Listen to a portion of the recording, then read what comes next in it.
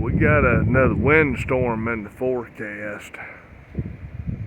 Yeah, we're supposed to have in Oklahoma anywhere from 75 to 55 mile an hour wind gusts tomorrow.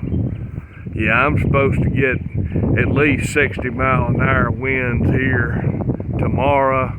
It's already been gusting 50 to 55 this afternoon. Yeah, I'm saying it was too windy to take time lapse of anything today. I mean, it's way too windy.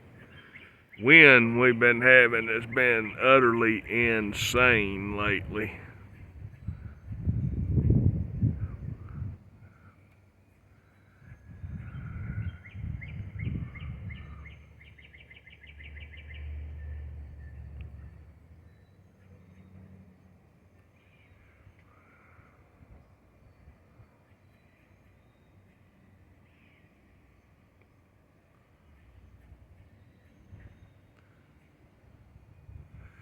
Much love, everybody. This is sunset, March 18th, 2025.